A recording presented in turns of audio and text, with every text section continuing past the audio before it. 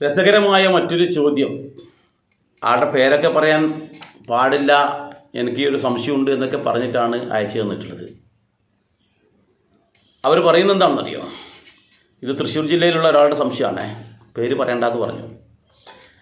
അപ്പോൾ പുള്ളിയുടെ സംശയം എന്താണെന്ന് വെച്ചാൽ, ഈ ഗോവ് എന്ന് വെച്ചാൽ പശു, ഈ പശു ഹിന്ദുവിൻ്റെ മാതാവാണോ എന്നാണ് ചോദ്യം. നല്ലൊരു ചോദ്യമാണ്. പലരും പറയുന്നു ഗോമാതാവെന്ന് വിളിക്കുന്നു, പശുവിനെ മാതാവായി കാണുന്നു. അങ്ങനെയാണെങ്കിൽ ആടിനെയും എരുമേനെയും മറ്റ് ജീവജാലങ്ങളെയും അമ്മയായി കാണണ്ടേ? ഇതിന് പശുവിന് മാത്രം ഇത്ര വലിയ പ്രത്യേകത എന്താണ്? അതിന് അമ്മയായി കാണാൻ നമുക്ക് എങ്ങനെ സാധിക്കാം? പെറ്റമ്മയെക്കാളും മഹത്വമൊന്നുമില്ലല്ലോ മറ്റൊന്നിനും. അപ്പോൾ പെറ്റമ്മയെ സ്നേഹിക്കാത്ത ആളാണോ ഇതിനൊക്കെ ചെയ്യേണ്ടതൊക്കെ രീതിയിലാണ് അവരിങ്ങനെ പറഞ്ഞു വരുന്നത്. അപ്പോൾ ഗോവ് മാതാവാണോ എന്ന് ചോദിച്ചു കഴിഞ്ഞാൽ, ഹിന്ദുവിൻ്റെ മാതാവാണോ എന്ന് ചോദിച്ചു കഴിഞ്ഞാൽ കൃത്യമായ ഉത്തരവുണ്ട്. കാരണം ഹിന്ദു വിശ്വാസികളായ ആൾക്കാർ ഓരോന്നിനെയും ശാസ്ത്രീയമായിട്ടാണ് കാണുന്നത്. അന്ധവിശ്വാസങ്ങൾ ഒരു സ്ഥലത്തും നമ്മൾ പ്രചരിപ്പിക്കാറില്ല. അതുകൊണ്ട് തന്നെ പശുവിനെ മാതാവായി കാണുന്നതിൽ ശാസ്ത്രീയമായിട്ട് ഒരുപാട് ലക്ഷണങ്ങളുണ്ട്. നമുക്ക് മനസ്സിലാക്കാം എന്താണ് അമ്മ എന്ന് പറഞ്ഞാൽ എന്താണ്. അത് ആദ്യം നമ്മൾ മനസ്സിലാക്കണം. അമ്മ എന്ന് പറഞ്ഞതിൻ്റെ പൊരുളറിയാതെ നമ്മൾ എന്ത് ചെയ്തിട്ടും കാര്യമില്ല. അമ്മ എന്ന് പറഞ്ഞാൽ നമുക്കറിയാം, നമ്മളെ പോറ്റി വളർത്തുന്നത് എന്തും അമ്മയാണ്. നമ്മുടെ നിലനിൽപ്പിനനുസരിച്ചിട്ടുള്ള സാഹചര്യം ഒരുക്കിത്തരുന്നത് ആരാണോ അതെല്ലാം അമ്മയാണ്. അതുകൊണ്ട് തന്നെയാണ് ഭാരതത്തിൻ്റെ ഋഷീശ്വരന്മാർ നമുക്ക് പറഞ്ഞു തന്ന ഏറ്റവും വലിയ കാര്യം, ഭാരതത്തിൽ എല്ലാത്തിനെയും അമ്മയായിട്ടാണ് കാണുന്നത്. കാരണം എന്താ? ഭാരതത്തിൻ്റെ എല്ലാം നമുക്ക് അമ്മയാണ്. ഭാരതത്തിനെ നമ്മൾ ഭാരത മാതാവായിട്ടാണ് സങ്കല്പിക്കുന്നത്. എന്തുകൊണ്ടാണ്? ഈ ഭാരതത്തിൻ്റെ ഭൂപ്രദേശങ്ങളിൽ നിന്ന് ഒഴുകി വരുന്ന നദികളാണ് നമ്മുടെ ജീവൻ നിലനിർത്തുന്നത്. ഭാരതത്തിൻ്റെ പല ഭാഗങ്ങളിലും ഉയർന്നു നിൽക്കുന്ന പർവ്വതങ്ങൾ അത് തടഞ്ഞു നിർത്തിയിട്ട് മഴ പെയ്യുന്നത് കൊണ്ടും ആ പർവ്വതങ്ങളുടെ മുകളിൽ നിന്നാണ് നദി ഉത്ഭവിക്കുന്നത് എന്നുള്ളത് കൊണ്ടും ഇതൊക്കെ നമ്മളെ നിലനിർത്തുന്ന സംഭവമായതുകൊണ്ടും അതിനെയും ഈശ്വരീയമായിട്ട് തന്നെയാണ് നമ്മൾ കാണുന്നത്, പ്രകൃതിയെ ഈശ്വരനായിട്ട്. വൃക്ഷങ്ങളെ നമ്മൾ ആരാധിക്കുന്നത് കാരണം വൃക്ഷങ്ങൾ കാരണമാണ് ഇവിടെ ശുദ്ധമായ ഓക്സിജൻ ഉണ്ടാകുന്നത്. അതുകൂടെയാണ് നമ്മൾ ജീവൻ നിലനിർത്തുന്നുള്ള കാരണം കൊണ്ട് അതിനെയും നമ്മൾ പൂജിക്കുന്നു. മാത്രവുമല്ല, നമ്മൾ ഭാരതത്തിലെ ഇങ്ങനെ ഈ ഭൂമിയെ ഇവിടെയുള്ള ഈ വൃക്ഷങ്ങൾ മൂലവും സമുദ്രങ്ങൾ മൂലവും അതുപോലെ തന്നെ പർവ്വതങ്ങൾ മൂലവും ഇവിടെയുള്ള പ്രകൃതിയിലുള്ള ഓരോ കാര്യങ്ങളും നമുക്ക് ശ്രേഷ്ഠമായ വിധത്തിൽ തരുന്ന ആ ഭാരത മാതാവിനെ നമ്മൾ അമ്മയായിട്ടാണ് സങ്കല്പിക്കുന്നതെന്ന് ഞാൻ പറഞ്ഞു. അതുപോലെ തന്നെ ആ നദിയായി ഒഴുകി വരുന്ന ഗംഗയെപ്പോലും ഗംഗ മാതാവായിട്ടാണ് നമ്മൾ കാണുന്നത്. അവിടെയെല്ലാം നമ്മൾ ഒരു മാതൃത്വം, നമ്മുടെ നിലനിൽപ്പിന് വേണ്ടി നമുക്ക് അനുകൂലമായ സാഹചര്യം ഒരുക്കി തരുന്ന എല്ലാത്തിനെയും അമ്മയായിട്ട് കാണുന്നു. അങ്ങനെയാണെങ്കിൽ ജനിച്ചു വീണ് കേവലം 3-4 വയസ്സ് കഴിഞ്ഞാൽ, അല്ലെങ്കിൽ ആ കഴിയുന്നത് വരെ നമ്മുടെ പെറ്റമ്മയുടെ അമ്മിഞ്ഞപ്പാലാണ് നമ്മൾ കുടിക്കുന്നത് എന്നുള്ളത് എല്ലാവർക്കും അറിയാം. ഇനി പെറ്റമ്മ കുട്ടി ജനിച്ച ഉടനെ മരിച്ചു പോയി നിൽക്കട്ടെ, ആ കുട്ടിക്ക് ഏത് പാലാണ് കൊടുക്കുക? മറ്റാരെങ്കിലും മുലയൂട്ടാനുണ്ടെങ്കിൽ ഏതെങ്കിലും അമ്മ ഉണ്ടെങ്കിൽ ആ അമ്മയുടെ മുലപ്പാൽ കൊടുക്കും, അതും കുറച്ച് കാലത്തേക്ക്. ബഹുഭൂരിപക്ഷം അമ്മമാരും ഇന്ന് മുലപ്പാൽ കൂട്ടാൻ വേണ്ടി തയ്യാറാകുന്നില്ല. 6 മാസം അല്ലെങ്കിൽ മാക്സിമം 1 കൊല്ലം കഴിയുമ്പോൾ കുട്ടിയുടെ മുലപ്പാൽ കൂടി നിർത്തുകയാണ്. പിന്നീട് ഇവർ ഏത് പാലാണ് കുടിക്കുന്നത്? മരണം വരെ പശുവിൻ്റെ പാലാണ് കുടിക്കുന്നത്. അല്ലാന്ന് പറയാൻ പറ്റില്ലല്ലോ. അത് ചായയായിട്ട് കുടിക്കുന്നു. ഇനി ചായ മാത്രമല്ല, അതിൻ്റെ പല ഘടകങ്ങൾ എടുത്തുകൊണ്ട് തൈര്, വെണ്ണ, നെയ്യ് ഇങ്ങനെയുള്ള വസ്തുക്കളെല്ലാം തന്നെ നമ്മുടെ ജീവൻ നിലനിർത്താൻ വേണ്ടി നമ്മൾ ഉപയോഗിക്കുന്ന ഘടകങ്ങളാണ്. ആരോഗ്യം നിലനിർത്താൻ വേണ്ടി ഉപയോഗിക്കുന്ന ഘടകങ്ങളാണ്. ഇതുപോലെ എല്ലാ ഘടകങ്ങളിലും നമ്മൾ ഉപയോഗിക്കുന്ന വസ്തു വേറെ ഏതാ ഉള്ളത്? ഭാരതത്തിലെ ആൾക്കാരെ വെച്ച് നോക്കുമ്പോൾ വേറെ ഏതാ ഉള്ളത്? കഴുതയുണ്ട്, പട്ടിയുണ്ട്, ആടുണ്ട്, പൂച്ചയുണ്ട്, എരുമയുണ്ട്, ഒക്കെയുണ്ട് നമ്മളുടെ ഇടയിൽ. പക്ഷേ ഭാരതീയരായ ആൾക്കാർ ഏറ്റവും വിധത്തിൽ ദഹിക്കാവുന്ന ആഹാരം എന്ന രീതിയിൽ പല ഡോക്ടർമാരും നിർദ്ദേശിക്കുന്നത് പശുവിൻ്റെ പാലാണ്. അപ്പോൾ ജനിച്ചു വീഴുന്ന കുട്ടി നിശ്ചിത വയസ്സ് മുതൽ പിന്നീട് ആ പാലിൽ കുറുക്കുണ്ടാക്കി കഴിക്കുന്ന ആൾക്കാരുണ്ട്, ആ പാല് തന്നെ ഭക്ഷണമാക്കി കഴിക്കുന്ന ആൾക്കാരുണ്ട്, ഈ പാല് ചായ ആയിട്ട് കുടിക്കുന്ന ആൾക്കാരുണ്ട്, ഒക്കെയുണ്ട്. നമുക്കത് മനസ്സിലാക്കാൻ പറ്റും. അപ്പോൾ ജീവൻ നിലനിർത്താൻ മാത്രമല്ല, നമ്മളെ മൊത്തം നിലനിർത്തുന്ന ഒരു ഘടകം എന്ന് പറയുന്നത് ജനിച്ചു വീണ ആ കുട്ടിക്ക് നിശ്ചിത പ്രായം മുതൽ മരണം വരെ ഈ ഗോമാതാവാണ് സംരക്ഷിക്കുന്നത്. ഇനി പാലിൻ്റെ കാര്യം അവിടെ നിൽക്കട്ടെ, മറ്റൊന്നും കൂടി പറയാം. നമ്മൾക്കിപ്പം വീട്ടിൽ രണ്ട് പശു ഉണ്ടെങ്കിൽ അവർക്ക് പട്ടിണിയില്ലാതെ ജീവിതകാലം മുഴുവൻ കഴിയാൻ പറ്റും.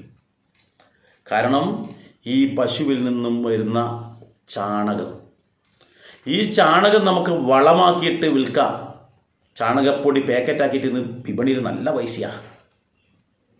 കാരണം പാല് തന്നില്ലെങ്കിലും ചാണകം തരും പശു, അതിലൂടെ ഒരു വരുമാനം, പാലിലൂടെ ഒരു വരുമാനം.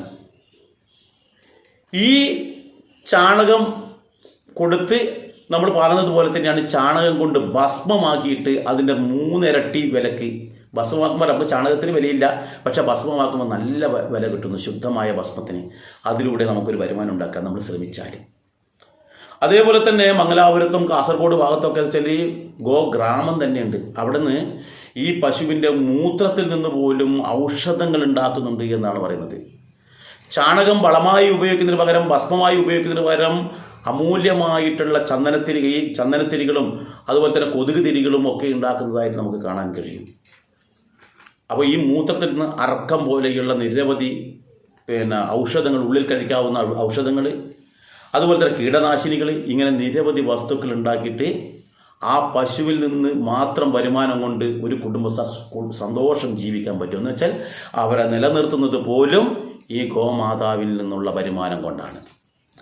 അപ്പോൾ എല്ലാ തരത്തിലും നമ്മളെ ജനനം മുതൽ മരണം വരെ സംരക്ഷിക്കുന്ന ഒരു ജീവി ഉണ്ടെങ്കിൽ അത് പശു മാത്രം.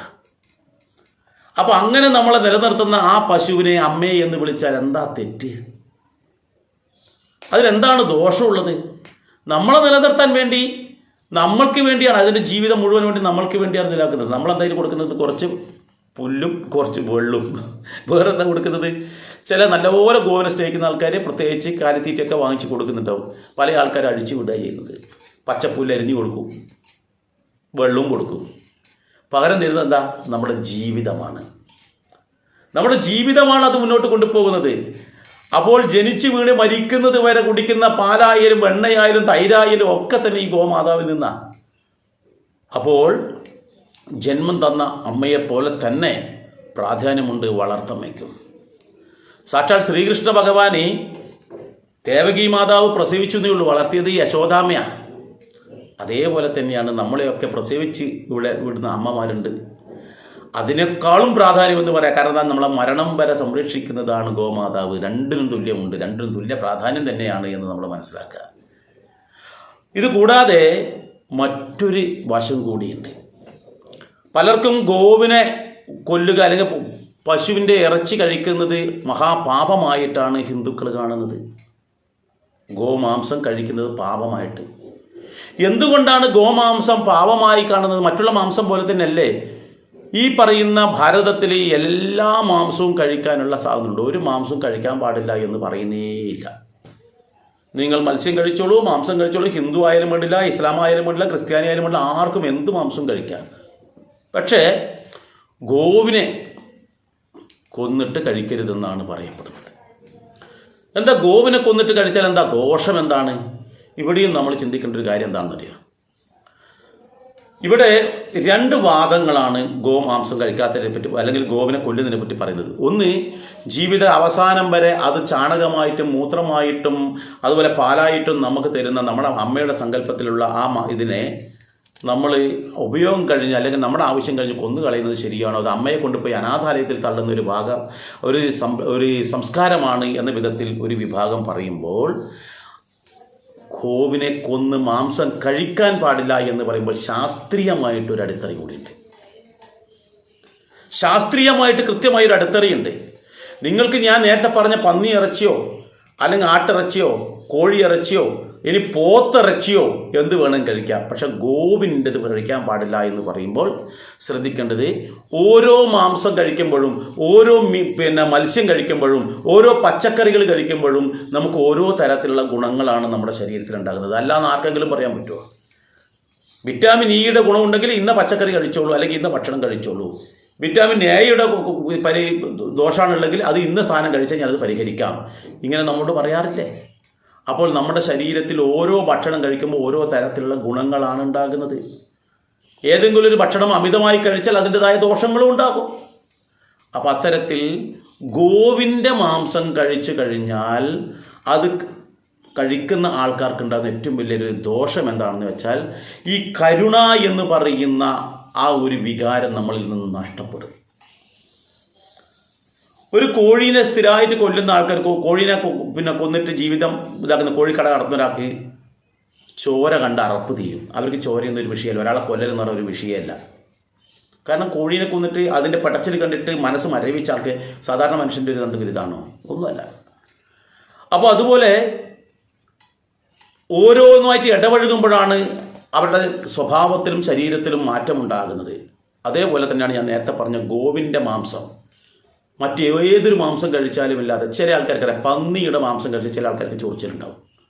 ചില ആൾക്കാർ, എല്ലാവർക്കും ഉണ്ടാവില്ല കേട്ടോ, ചില ആൾക്കാർ പറയുന്ന ആൾക്കാർ. പന്നിയുടെ മാംസം കഴിച്ചാൽ നല്ലപോലെ രോമം വളരും. അത് അനുഭവസ്ഥരായ ഒരുപാട് ആൾക്കാർ പറഞ്ഞതാണ്. അപ്പോൾ ആ മാംസം കഴിച്ചാൽ അതിൻ്റെതായ ഗുണമുണ്ടാകും. അപ്പോൾ അതേപോലെ തന്നെ ഗോവിൻ്റെ മാംസം കഴിച്ചാൽ കരുണ എന്ന് പറയുന്ന, ദയ എന്ന് പറയുന്ന ആ ഒരു വികാരം നമ്മളിൽ നിന്ന് നഷ്ടപ്പെടും. ഇനി ഒരു ഉദാഹരണം കൂടി പറയാം. ഇന്ന് ഭൂമിയിൽ അല്ലെങ്കിൽ നമ്മുടെ ഭാരതത്തിൽ, അല്ല വേണ്ട കേരളത്തിലെടുത്ത് നോക്കിക്കഴിഞ്ഞാൽ ഏറ്റവും കൂടുതൽ തീവ്രവാദങ്ങളിൽ ഏർപ്പെടുന്നത് ആരാണ്? ഏറ്റവും കൂടുതൽ മോഷണത്തിൽ പ്രതികളാകുന്നത് ആരാണ്? ഏറ്റവും കൂടുതൽ ലഹരി വസ്തുക്കൾ കടത്തുന്നത് ആരാണ്? ഏറ്റവും കൂടുതൽ മോഷണത്തിലോ പിടിച്ചുപറിയിലോ അല്ലെങ്കിൽ കള്ളക്കടത്തിലും ഒക്കെ ഭാഗവാക്കാവുന്നത് ആരാണ്? ഏറ്റവും കൂടുതൽ ക്രിമിനൽ കേസുകളിൽ പ്രതിയാവുന്നത് ആരാണ്? നോക്കിക്കോളൂ. ആ പ്രതികളായിട്ടുള്ള ഈ ഒരു വിഭാഗം ആൾക്കാർ പൂർണ്ണമായിട്ടും ഈ പറയുന്ന ഗോമാംസം കഴിക്കുന്ന ആളായിരിക്കും. ഈ ഗോമാംസം കഴിക്കുന്ന ആൾക്കാർക്കുള്ളൊരു പ്രത്യേകതയാണ് എന്തെന്ന്? കരുണയുണ്ടാകില്ല, ദയുണ്ടാകില്ല, മറ്റുള്ളവരോടൊരു സ്നേഹം എന്തെങ്കിലും തോന്നണ്ടേ? അതില്ല, അത് നഷ്ടപ്പെടുകയാണ് ചെയ്യുന്നത്. അങ്ങനെ ചെയ്യുമ്പോൾ ഒന്നിനെ കൊല്ലാൻ അവർക്ക് ഒരു പ്രയാസവും ഉണ്ടാവില്ല, ഒന്നിനെ പീഡിപ്പിക്കാൻ ഒരു പ്രയാസം ഉണ്ടാവില്ല, മറ്റൊന്നൊരാളുടെ സ്വത്ത് അപഹരിക്കാൻ ഒരു പ്രയാസം ഉണ്ടാവില്ല, മറ്റുള്ളവരത് കൊള്ളയടിക്കാൻ ഒരു പ്രയാസം ഉണ്ടാവില്ല, മറ്റുള്ളവരെ തട്ടിപ്പടത്താനും പറ്റിക്കുവാനും ഒരു പ്രയാസം ഉണ്ടാവില്ല എന്നർത്ഥം. കാരണം എന്താ? അവരുടെ ആ കരുണ എന്നുള്ള, ദയ എന്നുള്ള വികാരത്തെ നശിപ്പിക്കുന്നു എന്നർത്ഥം. ഇത് കൃത്യമായിട്ട് ഹൈന്ദവ പുരാണങ്ങളിൽ വർണ്ണിക്കുന്നത് കൊണ്ട് തന്നെയാണ് ഹിന്ദു കുടുംബങ്ങളിൽ പറയുന്നത്, നിങ്ങൾ ഒരു കാരണവശാലും നിങ്ങൾ എന്ത് മാംസം കഴിച്ചാലും ഇവിടെ പ്രശ്നമൊന്നുമില്ല, ഹിന്ദുക്കൾക്ക് മാംസം കഴിക്കാൻ പാടില്ല എന്ന് ഒരു സ്ഥലത്തും പറഞ്ഞിട്ടില്ല കേട്ടോ. പക്ഷെ ഗോമാംസം കഴിക്കരുത് എന്ന് വ്യക്തമായി പറയുന്നു. ഇങ്ങനെ കഴിച്ചാൽ നിങ്ങൾ ആരായിത്തീരും? ചണ്ഡാളനായിത്തീരും. കാരണം എന്താ? സ്വഭാവം, ഈ കരുണയില്ലാത്തവൻ്റെ സ്വഭാവം എന്താണ്? ക്രൂരതയായിരിക്കും. അപ്പോൾ അവൻ മനുഷ്യനല്ലാതെ ആയിത്തീരും, മനുഷ്യ സ്വഭാവമല്ല, രാക്ഷസീയമായ സ്വഭാവത്തിനുടമയായിത്തീരും എന്നാണ് പറയുന്നത്. എത്ര വ്യക്തമായിട്ടാണ്, ശാസ്ത്രീയമായിട്ടാണ് നമ്മുടെ ആചാര്യന്മാർ നമുക്ക് പറഞ്ഞു തന്നിട്ടുള്ളത്. അപ്പോൾ അതുകൊണ്ട് തന്നെ ഒരു കാരണവശാലും നമ്മൾ നമ്മുടെ പെറ്റമ്മയെ ദ്രോഹിക്കാൻ പോലും പാടില്ല. ആ അമ്മയുടെ മനസ്സ് വിഷമിച്ചാൽ നമ്മുടെ ജീവിതം ദുരിതത്തിലാകുമെന്ന് നമുക്കറിയാം. അതേപോലെ തന്നെ പ്രാധാന്യത്തോടു കൂടി കാണേണ്ടതാണ് ഗോമാതാവിനെയും. അപ്പോൾ ഗോവിനെ നമുക്ക് മാതാവായി കാണുന്നതിൽ ഒരു തെറ്റുമില്ല. ഹിന്ദു അങ്ങനെ തന്നെയാണ് കാണുന്നത്. ഇനി ഗോവിനെ മാതാവായിട്ട് കാണുന്ന സമയത്ത് മറ്റു പലതിനെയും മറ്റു പലതുമായിട്ട് കാണാറുണ്ട് കേട്ടോ, അതുകൂടി ശ്രദ്ധിക്കണം. ഇവിടുത്തെ സർവ്വചരാചരങ്ങളെയും നമ്മൾ ഈശ്വരനായിട്ടാണ് കാണുന്നത്. എല്ലാത്തിനെയും, അവിടെ പട്ടിയെന്നില്ല പൂച്ചയെന്നില്ല, എന്തിനേയും നമ്മൾ ഈശ്വരനായിട്ട് കാണുന്നുണ്ട്. അതേ എല്ലാത്തിനും ഈശ്വരീയ ചൈതന്യം ഉള്ളതായിട്ടാണ് നമ്മുടെ ഗ്രന്ഥങ്ങളിലും പറയുന്നത്. അപ്പോൾ ഗോവിനെ നമ്മൾ പക്ഷേ അവിടെ അമ്മയായിട്ട് കാണുന്നത് ഇത്രയേറെ മഹത്വമുള്ളത് കൊണ്ടാണ് എന്നർത്ഥം. അതുകൊണ്ടാണ് പല സ്ഥലങ്ങളിലും ഗോപൂജയടക്കം നടക്കുന്നത്. അതോടൊപ്പം നമ്മുടെ വീടുകളിൽ പല ആൾക്കാർക്കും ഗോപാലൻ എന്ന് പേരും ഗോപാലകൃഷ്ണൻ എന്നും ഗോമതി അമ്മ എന്നൊക്കെ പേരിടുന്നതും ആ ഗോവിനോടുള്ള സ്നേഹവും ആദരവും അതുപോലെ പവിത്രമായിരിക്കണം ഇവരെന്നുള്ള സങ്കല്പവും കൂടിയാണ് എന്ന് കൂടി നമ്മൾ മനസ്സിലാക്കുക. ഏതായാലും ഈ വീഡിയോ നിങ്ങൾക്ക് ഇഷ്ടപ്പെട്ടെങ്കിൽ പലർക്കും അയച്ചു കൊടുക്കുക, പരമാവധി ആൾക്കാരിലേക്ക് എത്തട്ടെ ഈ സന്ദേശം. അതുപോലെ മറ്റൊരു വീഡിയോയുമായി ഞാൻ മറ്റൊരു അവസരത്തിൽ വരാം. നിങ്ങളുടെ അഭിപ്രായങ്ങളും സംശയങ്ങളും ഇതിൻ്റെ കമൻറ്റ് ബോക്സിൽ രേഖപ്പെടുത്തുക. നന്ദി, നമസ്കാരം.